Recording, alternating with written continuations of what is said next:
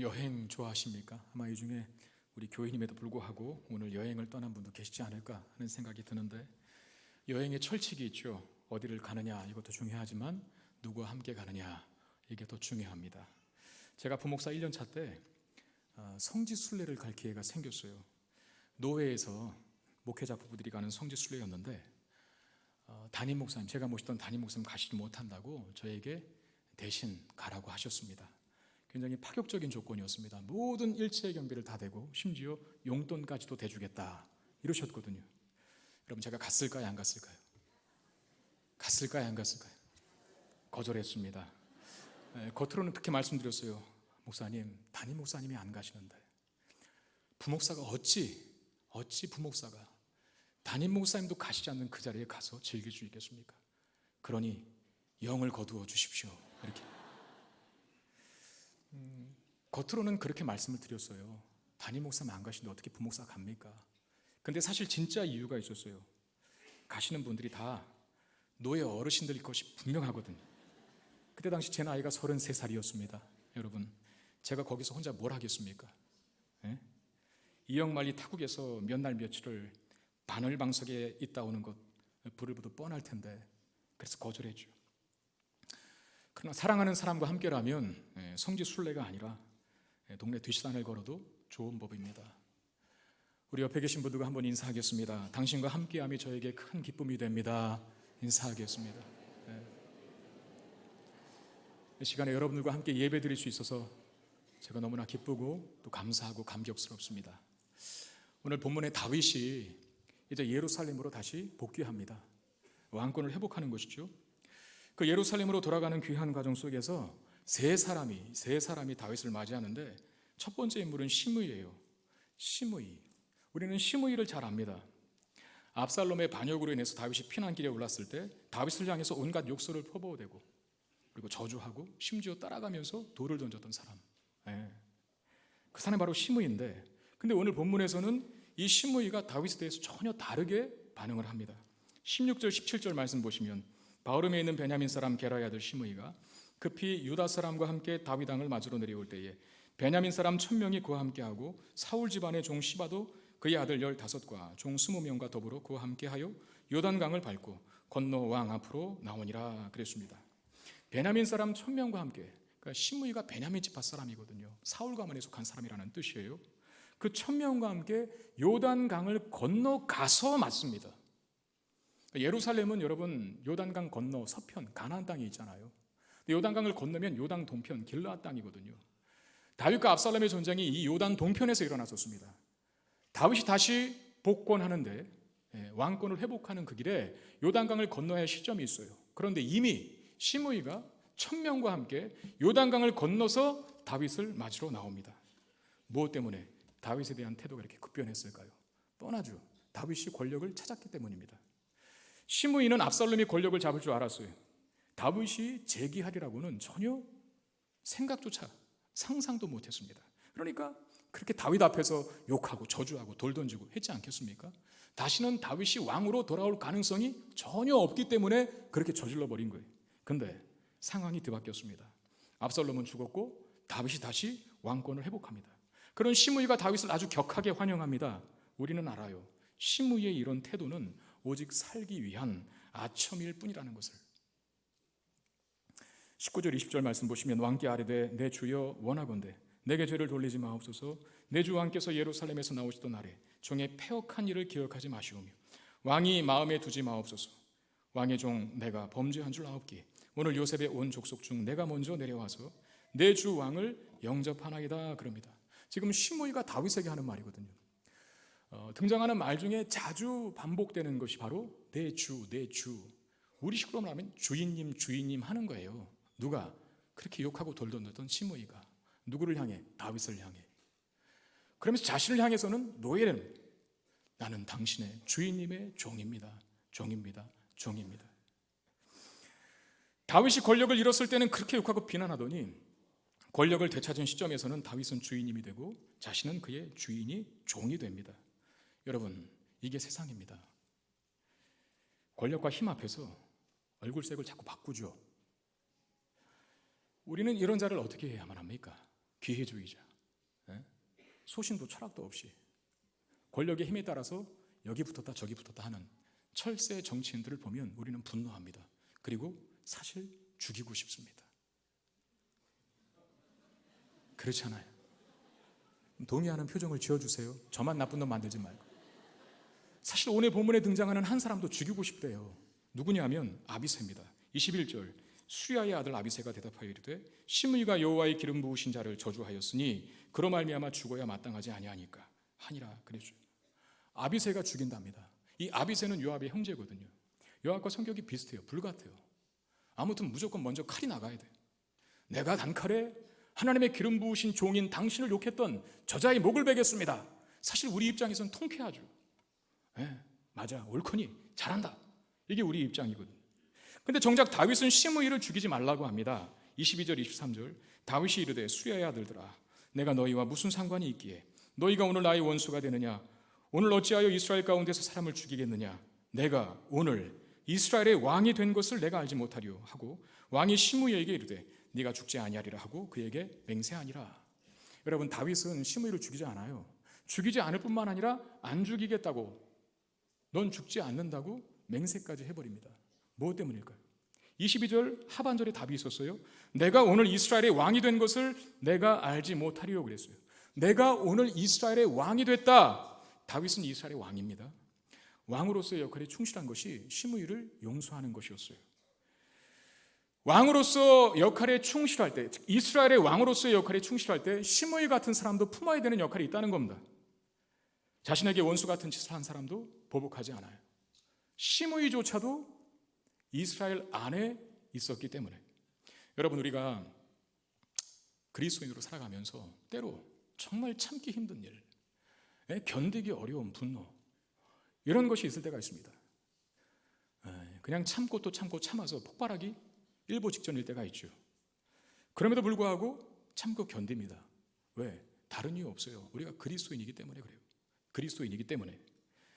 대기업 사원이 대기업 배지 달고 다니면 더 조심하게 된답니다. 대기업 배지를 딱 가슴에 달고 다니면 말도 조심하게 되고 행동도 조심하게 되고. 왜? 그 대기업 이미지가 있거든요. 그 브랜드 이미지라는 것이 있거든요. 거기에 먹칠을 하지 않기 위해서 그렇게 한답니다. 목회자도 항상 만약에 이런 양복들이 아니라 일반인들의 복장이 아니라 늘 가운을 입고 다니고 성의를 입고 다녔다면 더 조심하게 되는 것은 두말할 리 없습니다. 조심하게 될 수밖에 없죠. 우리 교회 모든 교육자들이 다 가슴 한켠 명찰을 차고 교회뿐만 아니라 집에서든 밖에서든 어디 있든 간에 그렇게 달고 다닌다면 아마 이 풍무동에서 성문교회 교육자들은 다 천사들로 그렇게 소문이 날 거예요. 그럴 수밖에 없죠. 조심하니까, 참을 거니까, 견딜 거니까, 폭발하지 않을 테니까. 다윗이 이스라엘의 왕으로 다시 복귀합니다. 그 과정 중에 처음 만난 사람이 바로 시므이입니다. 참 견디기 힘든 인물이에요. 참아내기, 용서하기, 품어주기 어려운 사람이라는 거예요. 그러나 참고 견뎠을 때 더 큰 화를 막을 수 있고 그리고 화를 막을 수 있을 뿐만 아니라 하나님께서 복으로 갚아주신다는 것입니다. 여러분 시므이는 사울 가문에 속한 유력한 자 아닙니까? 힘이 있는 자예요. 힘이 있으니까 1000명을 같이 데리고 요단강을 건너 다윗을 맞이하죠. 만약에 시므이가 다윗의 칼에 살해당한다면 다윗 체제에 반대하는 사람들이 많아질 것이 분명합니다. 다윗이 왕권을 잃었다가 다시 왕권에 복귀합니다. 사울 가문에 속한 자들과 사울을 지지하는 세력들이 여전히 남아있어요.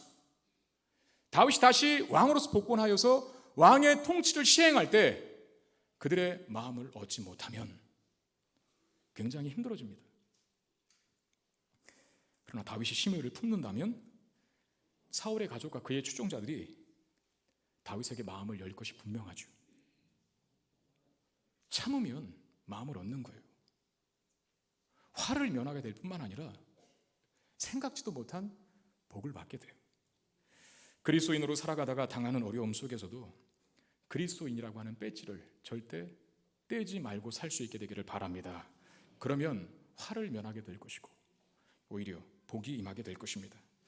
시간이 많이 지나서 다윗이 늙고 솔로몬이 왕의 자리에 올랐을 때 먼 후의 일이죠. 다윗이 늙어요. 임종이 임박했습니다. 그래서 세 번째 왕인 이스라엘의 세 번째 왕인 솔로몬을 두고 유언을 합니다. 여러 가지 내용의 유언을 하지만 그 중에 한 가지가 바로 이 시므이라는 사람을 두고 한 유언이 있어요. 그 열왕기상 2장 8절 9절 말씀인데, 바울임 베냐민 사람 게라의 아들 시므이가 너와 함께 있나니 그는 내가 마하나임으로 갈 때에 악독한 말로 나를 저주하였느니라. 그러나 그가 요단에 내려와서 나를 영접함으로 내가 여호와를 두고 맹세하여 이르기를 내가 칼로 너를 죽이지 아니하리라 하였노라. 그러나 그를 무죄한 자로 여기지는 말지어다. 너는 지혜 있는 사람이므로 그에게 행할 일을 알지니 그의 백발이 피 가운데 수월에 내려가게 하라 라고 말합니다. 다윗이 솔로몬에게 유언할 때 했던 말이거든요. 시므이에 대한 얘기를 합니다. 그러면서 나는 그를 죽이지 않기로 맹세했는데 솔로몬아, 내 아들 솔로몬아, 너는 그 시므이를 무죄한 자로, 즉 죄 없는 자로 여기지 말라라고 당부합니다. 너는 지혜로운 사람이니까 그 지혜대로 행하라 라고 부탁을 하는데 무슨 뜻일까요? 솔로몬에게 맡기는 겁니다. 다윗은 하나님 앞에 맹세했어요. 그를 죽이지 않겠다고. 그리고 솔로몬에게 그 일을 맡깁니다. 무슨 뜻입니까? 하나님께 맡긴다는 뜻이에요. 시간과 역사에 맡기겠다는 뜻이에요. 그건 하나님께 맡긴다는 뜻입니다. 그 유언을 듣고 솔로몬이 어떻게 합니까? 시므이를 불러놓고 시므이의 거주지를 예루살렘으로 한정을 해요. 시므이 앞에 그러는 것이죠. 네가 내 아버지에게 한 일을 난 알고 있다. 너 아버지 욕했지. 너 아버지 저주했지. 너 내 아버지에게 돌 던졌지. 내 아버지는 너를 벌하지 않겠다고 맹세했지만 나는 너의 죄값을 반드시 치르게 할 거야. 아버지의 유언대로 널 죽이지는 않을 거야. 그러나 그 죄값은 치러야 돼 라고 말하면서, 우리 식구로 얘기하면 이 풍무동 쪽으로 비유할 수 있을까요? 아니면 김포시에 비유할 수 있을까요? 거주지를 정해놓고 나가서 걸리면 죽는다는 거예요. 그 영역, 그 테두리를 벗어나면 안 된다라고 그에게 제한된 요구를 하죠. 시므이는 목숨만 살려주시면 감사합니다. 그리고 하지 않겠어요? 그런 다음에 3년의 세월이 흐릅니다. 시므이의 집에 있던 2명의 종이 도망을 쳤네요. 어디까지 도망쳤냐면 블레셋의 땅 멀리도 갔어요. 가드까지 도망칩니다. 열받은 시므이가, 괘씸하게 여긴 시므이가 그 도망친 2 종을 잡기 위해서 블레셋 가드 땅까지 갑니다. 뭘 말합니까? 예루살렘 성을 넘었다는 거예요. 그걸 누가 또 봅니다. 그래서 솔로몬에게 일러 바쳐요. 솔로몬은 시므이를 부립니다. 그리고 부하의 칼에 시므이의 목을 베게 합니다. 여러분, 때로 우리가 하나님께 맡기고 하나님의 때를 기다려야 할 때가 있는 거예요.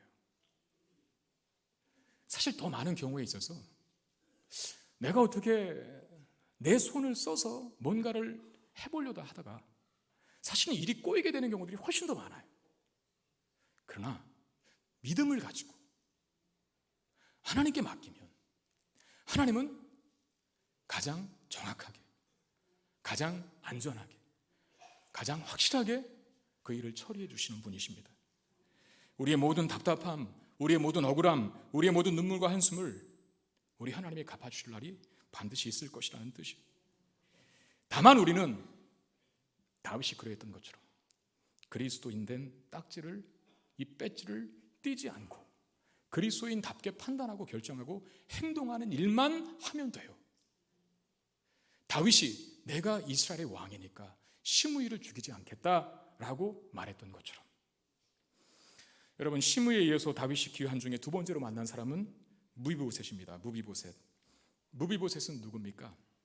다윗의 친구였던 요나단의 아들이었죠. 전쟁통에 유모가 그가 아기 때 들고 뛰다가 떨어뜨려 갖고 다리를 다쳐서 평생을 절뚝발이 불구로 살아갔던 사람이 바로 이 다윗의 친구 요나단의 아들 무비보셋이라고 하는 사람입니다. 다윗은 이 무비보셋을 나중에 거두지 않습니까? 그래서 왕자처럼 대우를 하게 되는데 바로 이 시점에서 무비보셋이 다윗을 맞는 거예요. 예루살렘으로 귀환하는 그 다윗을 맞는 무비보셋. 다윗이 그를 보자마자 묻는 겁니다. 너 왜 나 안 따라왔어? 내가 예루살렘 궁을 떠날 때 너 나 따라왔어야 되는 것 아니냐? 라고 물어요. 그랬더니 무비보셋이 뭐라고 대답합니까? 26절 27절 대답하되 내 주 왕이여 왕의 종인 나는 다리를 절모로 내 나귀에 안장을 지워 그 위에 타고 왕과 함께 가려 하였더니 내 종이 나를 속이고 종인 나를 내 주 왕께 모함하였나이다. 내 주 왕께서는 하나님의 사자와 같으시니 왕의 처분대로 하옵소서 그랬습니다. 너 왜 나 안 따라왔어? 라고 힐책하시듯 질문하는 다윗의 그 물음에 무비보셋이 대답합니다. 왕이여, 내가 신체의 장애를 가지고 안장을 스스로 지을 수가 없습니다.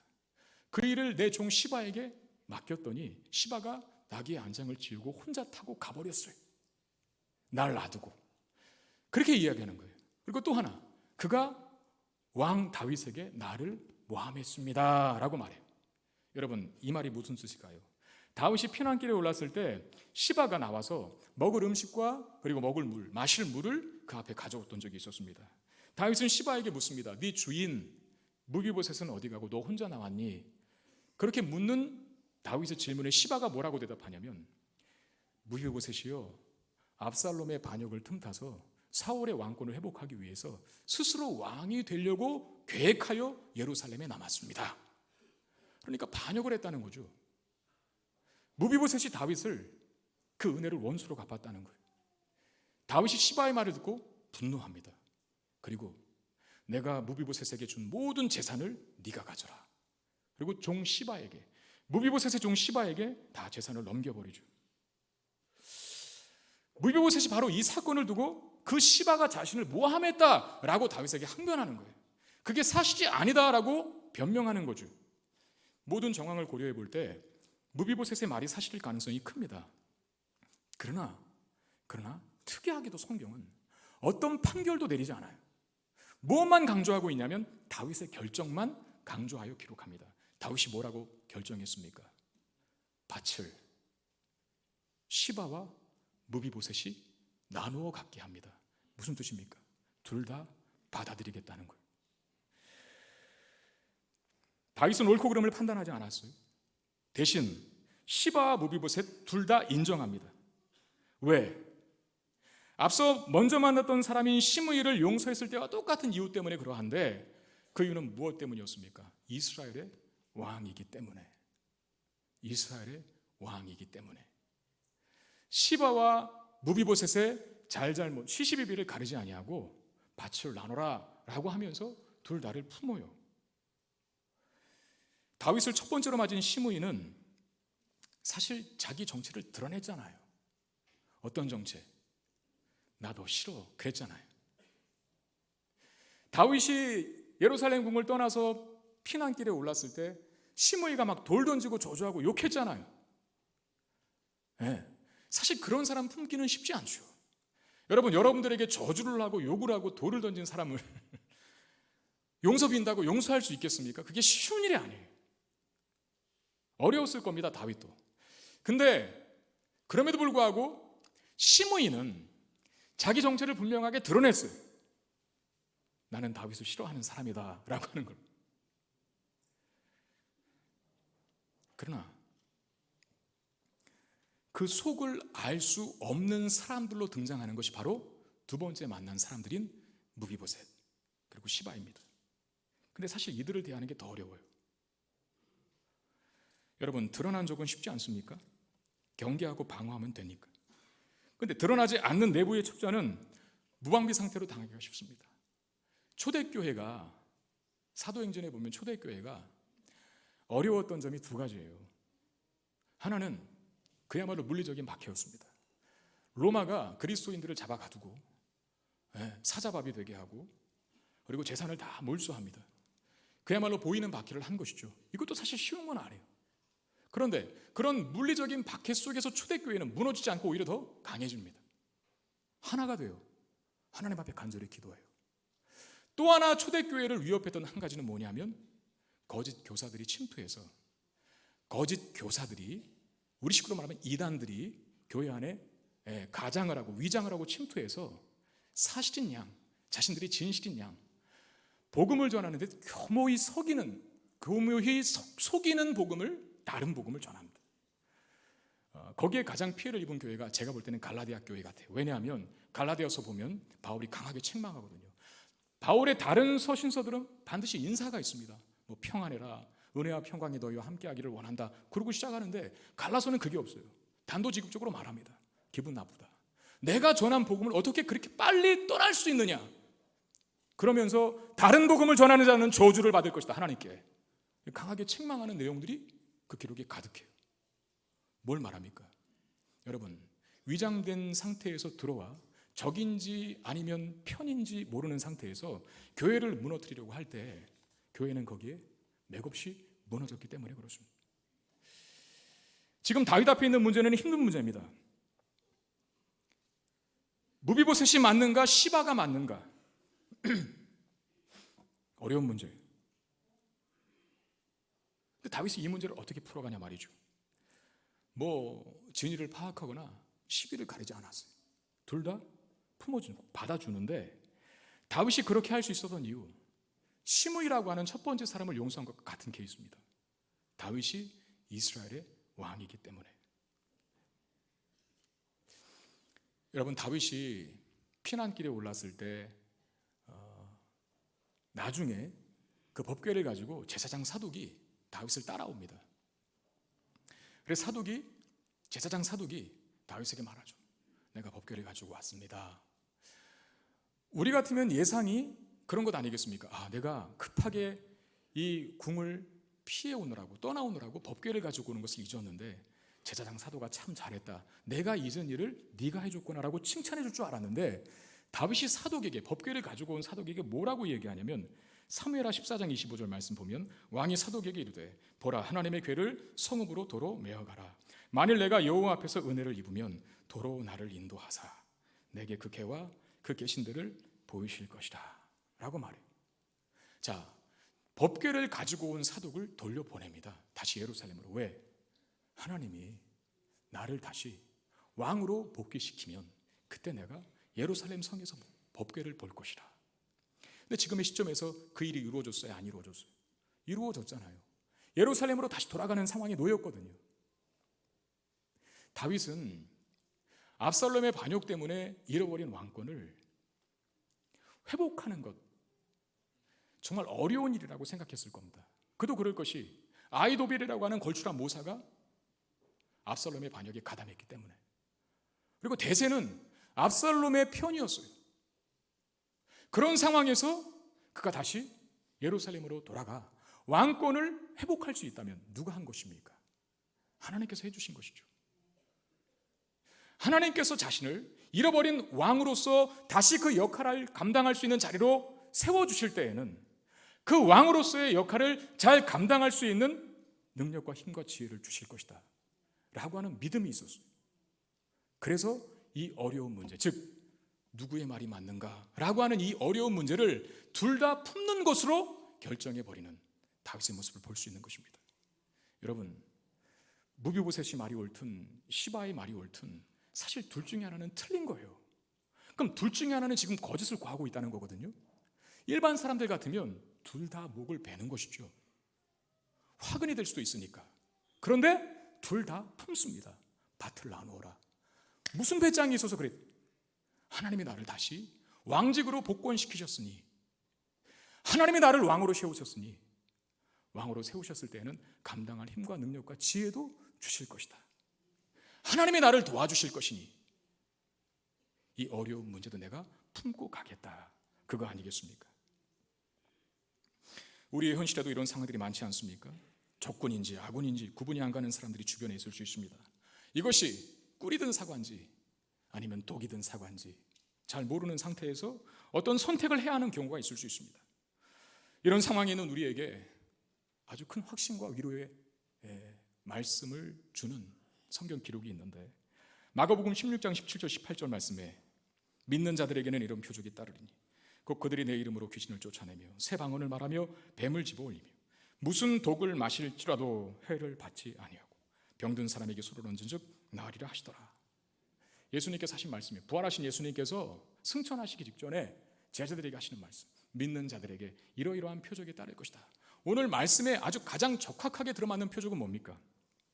무슨 독을 마실지라도 해를 받지 않을 것이다. 단서가 있어요. 맨 앞에 뭐라고 써 있습니까? 믿는 자들. 그 믿는 자들이 누굽니까? 하나님께 믿고 맡기는 자. 그리스도인답게 살아가는 자들이 삶에서 어떤 선택을 해야 할 때 하나님 반드시 그들을 책임지신다는 것입니다. 믿는 자로서 그리스도인의 정체성을 담은 배지를, 이름표를 떼지 않고 어떠한 순간 속에서도, 때로는 이게 독이 들었는지 꿀이 들었는지 모르는 상황 속에서도, 적군인지 아군인지 모르는 상황 속에서도 다 품고 내가 그리스도인답게 정당하게 합당하게 반응하며 살아가겠노라 라고 결심하면서 매일매일의 삶을 살아가는 자들의 그 삶에 간섭하셔서 하나님 책임지실 것이라는 말 아니겠습니까? 무슨 독을 마실지라도 해를 받지 않을 것이라. 제가 아는 청년 중에 회사를 옮기는 문제로 고민한 청년이 있었습니다. 이직의 이유는 그거예요. 교회 근처로 직장을 옮겨서 제대로 신앙생활 다시 하겠다는 것이죠. 새벽 기도도 나오고 금요 기도에도 나오고 싶고 공동체 활동을 더 많이 하고 싶고 봉사헌신 더 많이 하고 싶답니다. 이직을 하는 게 뭐 큰일이고 대단한 일인가 싶지만 주변 사람들은 그 청년의 판단에 다 혀를 찼어요. 왜? 받는 돈이 다르거든요. 쉽게 말하면 월급이 다르거든요. 지금 있는 직장이 훨씬 대우도 좋고 훨씬 편할 수 있어요. 옮기는 직장, 교회 근처이긴 하지만 월급도 작고 대우도 안 좋을 수 있다는 거예요. 그럼에도 그 청년은 이직을 선택했습니다. 세상 사람들은 이해 못할 선택이죠. 그러나 그 청년은 믿음의 선택을 한 것입니다. 제가 그랬어요. 네가 그렇게 선택한 것 자체가 너에게 복이다. 세상 사람들은 영적인 가치, 그 영적인 보람, 영적인 즐거움을 모른다. 그러나 넌 알지 않니? 그걸 취하고 누리기 위해서, 네가 잃어버린 영적인 기쁨을 다시 회복하기 위해서 이직하여 교회 생활을, 신앙생활을 더 정당하고 아름답게 하기 위한 것이니 그 자체로 너는 이미 복을 받은 것이다. 그러나 그럼에도 불구하고 하나님은 그렇게 믿음의 선택을 한 너에게 복을 주실 것이고 너의 삶을 책임질 것이다. 그렇게 위로했어요. 사실 제 말이 아니거든. 너희는 먼저 그의 나라와 일을 구하라. 그리하면 이 모든 것을 너희에게 더하실 것이다. 우리 주님의 말씀이십니다. 목회자인 저에게도 때로 이런 문제가 어렵습니다. 어떤 사람이 호의를 가지고 다가오는 것인지, 어떤 악의, 숨은 의도를 가지고 접근하는 것인지 목회자로서 그것을 수사할 여력이 없습니다. 사실 그렇잖아요. 제가 누가 참된 양인지 누가 염소인지 어떻게 압니까? 누가 알곡인지 누가 가라진지 어떻게 알아요? 누가 정말 호의와 선의를 가지고 나한테 접근하는 것인지, 아니면 악의적인 의도로 위장을 하고 마치 광명한 천사의 모습을 하고 사탄이 접근하듯이 그런 모습으로 나에게 다가오는지 어떻게 압니까? 그렇다고 제가 다 일일이 다 뒷조사하고 다니고 저희가 뭔가 파악하고 다니고 여기저기 안테나 꼽고 수사관들 파견하고, 여러분 만약에 거기에 제가 신경 쓰면 전 목회 못합니다. 그럴 시간도 없고요. 그래서 모든 사람이 다 성도라고 믿고 대할 뿐입니다. 마태복음 14장에서 예수님이 드신 비유 중에 하나가 가라지 비유가 있습니다. 한 농부가 밭에 좋은 씨를 뿌려요. 그런데 밤에 원수가 와서 밭에 가라지도 뿌려놓고 갑니다. 종들이 가라지를 발견하고는 주인에게 말합니다. 주인님, 저기 가라지도 같이 함께 자라고 있는데요, 가서 뽑아버릴까요? 그랬더니 주인이 뭐라고 합니까? 아니, 그냥 놔둬라. 그냥 놔둬라 라고 말합니다. 가라지를 뽑다가 곡식까지 뽑을까 염려된다. 근데 추수 때가 되면 내가 추수꾼들에게 가라지를 먼저 거두어서 불사르게 하고 곡식은 모아 곡간에 넣게 할 것이라, 이렇게 말합니다. 하나님이 하신다는 거예요.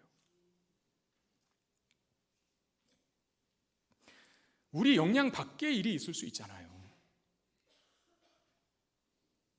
진짜인지 가짜인지 우리 모릅니다. 지금 다윗이 무비보셋과 시바의 말을 무슨 증인 소환하고 대질 신문하여 판단하지 않았어요. 다만 맡겼어요. 하나님이 나를 다시 왕으로 세우셨으니 왕으로서의 왕직을 잘 감당할 수 있는 힘과 능력과 지혜도 주실 것이라. 그 영적인 배짱이 그 두 사람 다 품게 만들었어요. 우리도 마찬가지입니다. 우리 역량 밖의 일이 있다는 것을 인정하고 그 다음에 하나님께 맡기는 것입니다. 그러면 하나님께서 우리를 책임져 주실 것입니다. 여러분, 다윗을 왕으로 복권시키신 분이 하나님이시라면, 그래서 그 능력까지도 주실 것을 전제하신 것이라면, 저와 여러분들이 그리스도인 된 것은 우리의 선택과 결정 이전에 하나님께서 우리를 그리스도인으로 불러주신 것 아닙니까? 그러면 그리스도인답게 살아갈 때 그 살아갈 힘과 능력과 지혜도 하나님께서 반드시 주신다는 거예요. 목회자로 저를 세우신 분이 하나님이시라면 다만 세워놓고 이제 전지현 목사에 네 역량껏 네 능력껏 해봐라 이러십니까? 아니잖아요. 감당할 수 있는 능력과 지혜와 힘도 주시는 거예요. 그러니 영적인 거룩한 배짱 가지고 담대함 가지고 양이든 일이든 알곡이든 가라지든 파악할 수는 없지만 다 성도라고 믿고 대하는 거예요. 여러분 목회자도 믿음 없으면 못합니다. 진짜 믿음 없이 못해요. 왕으로 귀환하는 다윗의 앞에 마지막으로 나타난 인물이 바로 바르실레입니다. 오늘 저와 여러분들이 읽었던 그 본문에 나오는 사람. 이 바르실레는 누굽니까? 다윗이 압살롬을 피해서 요단강을 건넜을 때 걱정이 하나 생겼죠. 식량. 기억나십니까? 볶은 곡식과 기억이 안 나시는군요. 볶은 곡식을 가져오고 대하를 가져오고 침상을 가져왔던 사람. 마치 엄마가 군대 간 자식 대하듯이 사랑과 정성을 담아서 다윗의 군대를 극진히 대접했던 세 사람 중에 한 사람이 바로 이 바르실레예요. 바르실레가 다윗이 요단을 건너는 일에 동행합니다. 그러니까 이 바르실레라고 하는 사람은 다윗이 어려울 때 함께하고, 그리고 이제 왕권에 복권할 때에도, 복귀할 때에도 그를 배웅하겠노라고 요단강을 함께 건너고자 합니다. 다윗의 입장에서는 얼마나 고마운 사람이에요. 그렇잖아요.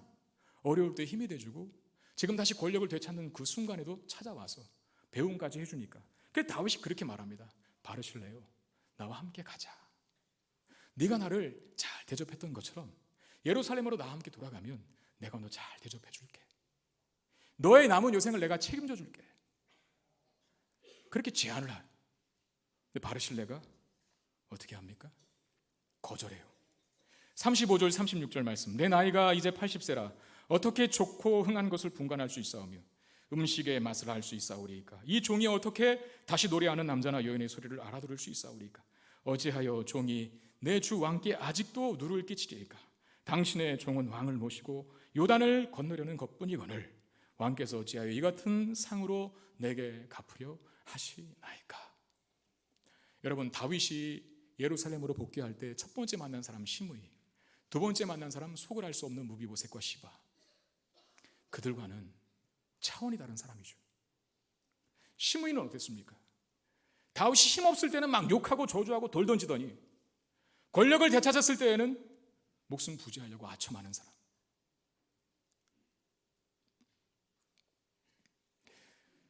무비보셋과 시바는 누가 진실인지 누가 참인지는 잘 모르겠으나 그 속을 감추고 있는 인물들.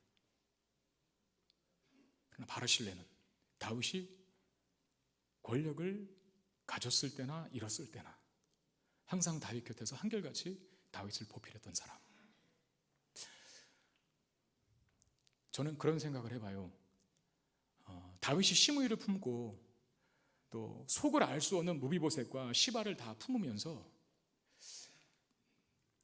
사실 마음이 참 힘들었겠다라고 하는 생각을 하거든요. 왜? 여러분, 솔직히 그렇잖아요. 아닌 사람, 기회주의자, 약삭 바른 사람, 속을 알 수 없고 정체가 뭔지 모르겠을 사람, 차라리 칼을 꺼내서 목을 한번 베버리고 끝내면 속 편해요. 참고 견디는 것이 어렵지 저질러버리는 것은 쉽습니다. 그렇지 않아요? 내가 지금 여기까지 성질이 찼는데 그걸 죽이는 것이 어려운 것이지 승질대로 사는 것은 어렵지 않습니다. 다윗이 승질대로 살았다면 시므이 죽이고 무비보셋 시바 다 죽였어야 돼요. 근데 안 죽이고 받습니다. 품습니다. 어쩌면 그의 속은 만신창이가 되어 있을 거예요. 밥을 먹어도 소화가 잘 안 되고 그렇지 않았겠습니까? 그런데 다윗 앞에 나타난 사람 중에는 다 시므이 같은 사람, 무비보셋과 시바처럼 속을 알 수 없는 사람만 있는 게 아니더라고요. 진심으로 다윗을 위하고 존경하고 존중하고 사랑하는 바르실레와 같은 사람도 있더라는 겁니다. 여러분 기도해 주세요. 제가 3부 예배 때는 울지 않기로 통성 기도를 하고 올라왔는데 1부, 2부 때에는 눈물을 너무 많이 흘려서 지금 눈이 사실 아프거든요. 3부 예배 때는 자꾸 설교에 지장이 되기도 해서 울지 않으리라, 눈물을 흘리지 않으리라 결심하고 왔는데 사실 이 부분이 굉장히 클라이막스거든요. 여러분 잘 들으셔야 돼요. 우리 주변에도 바르실레 같은 사람도 있잖아요. 물론 우리가 사는 세상 속에서는 시므이처럼 또는 무비보셋처럼 시바처럼 우리를 공격하고 해하려고 하고 그 정체를 알 수 없이 위장하고 우리 곁에 다가오는 속임수를 쓰는 사람들이 참 많아요.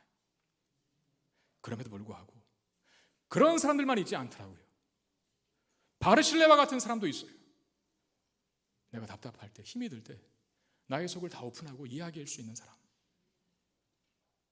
여러분들이 서로가 서로에게 바르실레와 같은 사람이 되어줄 수 있게 되기를 주의 이름으로 축원드립니다. 여러분 직장에 반드시 있을 거예요. 찾아보세요. 다 심의 또는 속을 알 수 없는 사람, 그런 사람만 있지 않아요. 직장에서 바르실레와 같이 진심으로 여러분들을 사랑하고 좋아하는 사람이 있을 거예요. 아니요, 없어요. 그러면 집에는 있을 거예요. 집에는 가족 중에는 있을 거예요. 바르실레 같은 사람이. 아멘. 네. 때로는 밖에서 만신창이 되어 와도 바르실레와 같은 아내가 남편을 격려하고 위로하고, 여보 내가 있잖아, 나는 당신을 존경하고 사랑해, 그거면 되지 않아? 또는 남편이 아내에게 그 역할을 해줄 수도 있고, 엄마 아빠에게 그야말로 효성지극한 자녀로 자라나는 모습들을 보면서 바르실레와 같은 우리의 자녀의 모습을 때로 볼 수 있다는 것이죠. 가족에, 우리의 가정에 바르실레와 같은 사람이 있습니다. 그래도 없나요? 가족도 아닌가요? 속만 박박 긁나요? 아내는 늘 돈만 달라고 하나요? 네. 그래도 괜찮습니다. 우리 곁에는 우리를 진심으로 사랑하고 위하시는 하나님이 계시기 때문입니다. 바르실레가 다윗에게 한 가지를 더 부탁하는데 37절 보니까 청하건대 당신의 종을 돌려보내옵소서. 내가 내 고향 부모의 묘 곁에서 죽으려 하나이다. 그러나 왕의 종 기맘이 여기 있사오니 청하건대 그가 내 주 왕과 함께 건너가게 하시옵고 왕의 처분대로 그에게 베푸소서 하니라. 바르실레에게 예루살렘으로 같이 돌아가자고 했어요. 근데 바르실레는 거절합니다. 나 나이도 많고 뭐 좋은 거 맛있는 거 먹었는데 그 맛을 알겠습니까? 좋은 가무 봐도 잘하는 것이 못하는 것이 이제 늙어서 분별력이 없습니다. 어떻게 왕에게 제가 패만 끼칠 수 있겠습니까? 그러나 다윗 왕이시여, 내 아들 기맘을 당신께 보내드리겠습니다. 그래요. 여러분 바르실레가 아들 기맘을 다윗에게 맡길 때 무슨 아들에게 특혜를 베풀어 달라 그런 뜻입니까? 여러분 바르실레는 길라앗 땅에서, 요당 동편 땅인 길라앗 땅에서 가장 큰 부자예요. 그리고 이 정도의 인성이면 인성이 됐잖아요. 이 정도의 인성이면 그는 굉장히 높은 명예도 가지고 있었을 겁니다. 뭐가 부족해서 아들에게 특혜를 베풀어 달라고 다윗에게 보냅니까? 그런 뜻 아니에요. 어떤 뜻입니까? 내가 늙어서 당신에게 힘이 되어 주옵소니, 힘이 되어 줄 수 없으니 내 아들이라도 보내서 내 역할을 내 아들로 하게 해 주십시오. 여러분 다윗은 왕직으로 복귀했지만 아시잖아요. 아들을 잃은 거.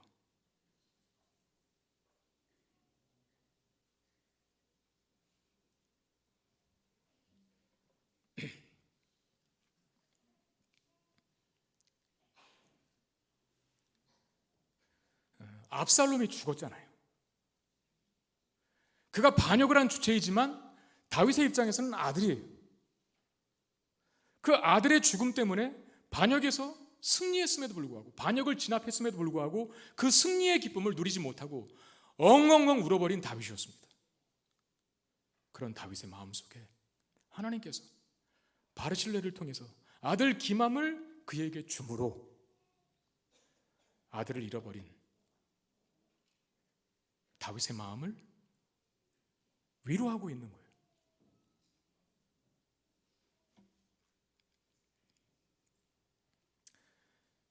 여러분 하나님께서 우리에게도, 저와 여러분들에게도 아들을 주셨습니다.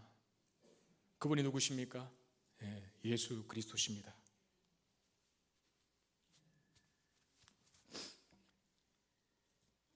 로마서 5장 8절에 우리가 아직 죄인 되었을 때 그리스도께서 우리를 위하여 죽으심으로 하나님께서 우리에 대한 자기의 사랑을 확증하셨느니라 그랬어요. 하나님이 우리를 사랑하시되 심의처럼 또는 속을 알 수 없는 정체를 감추고 사는 그 어떤 자들처럼 하지 아니하고 우리를 사랑하시되 사심 없이 계산 없이 아주 순수하게 사랑하고, 그리고 그 사랑의 크기가 아들을 줄 정도였다라고 말하는 것입니다. 여러분, 이 세상은 광야와 같습니다. 광야는 무슨 뜻입니까? 살기 어려운 곳, 황량하고 척박한 땅을 말합니다. 세상은 비열함과 이기주의가 난무하고 거짓과 위선이 판을 칩니다. 심의와 무비보셋, 시바가 득실득실거리는 것이 세상이에요. 살아가기 힘든 곳임에 분명하기 때문에 그래서 이 세상을 광야와 같은 성경은 그렇게 많이 정의를 해요. 그러나 광야에서 살 수 있는 비결이 있습니다. 아니, 살 수 있는 정도가 아니라 풍성한 생명을 누리며 행복하게 살 수 있는 길이 있어요. 무엇입니까? 오아시스만 있으면 돼요. 다윗에게 있어서 이 광야의 오아시스는 바로 바르실레 같은 사람이었습니다. 우리에게 있어서는 바로 그 오아시스가 예수 그리스도십니다. 그 주님께서 우리에게 이렇게 말씀하셨어요. 볼지어다 내가 세상 끝날까지 너희와 항상 함께 있으리라. 믿으십니까? 지금 이 순간에도 우리 주님 우리와 함께하고 계시다는 사실, 그 주님이 우리와 함께 하시니 비록 광야와 같이 살기 힘들고 척박하며 심의와 같은 사람, 때로는 무비보셋과 시바처럼 그 속을 알 수 없는 사람, 그런 사람들이 우글우글 거리는 이 세상 속에서도 주님이 나와 함께 하시니 그래도 살만합니다 라고 고백할 수 있는 것입니다. 우리 주님이 우리와 함께 하신다는 사실을 믿으시고 이 광야와 같은 세상을 오아시스와 같은 곳으로 바꾸며 그렇게 능력 있게 풍성한 생명력으로 살아갈 수 있는 저와 여러분 되시기를 주님의 이름으로 축원드립니다. 기도하겠습니다. 하나님, 때로 우리 곁에 심의도 있고 그 속과 정체를 알 수 없는 위험천만한 누군가가 존재할 수 있고, 그런 상황과 사건 속에 무언가를 판단하고 선택해야 할 상황에 놓일 때도 있습니다. 우리는 연약하오니 우리를 그리스도인으로 부르신 그 주님께서 우리에게 능력 주셔서 그리스도인답게 잘 살아갈 수 있도록 도와주시고, 또 그렇게 살아가는 자들을 높이시되 풍성하게 채우시고 높이시는 그 놀라운 복을 우리 모두가 다 누릴 수 있게 해 주시옵소서.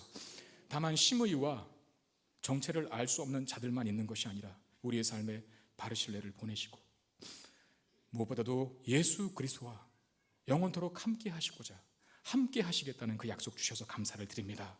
주님이 우리의 삶에, 우리의 인생에 함께 하시니 비록 사막과 같은 광야일지라도 이 세상이 그래도 살만합니다 라고 고백할 수 있는 우리의 일생이 되게 해 주시옵소서.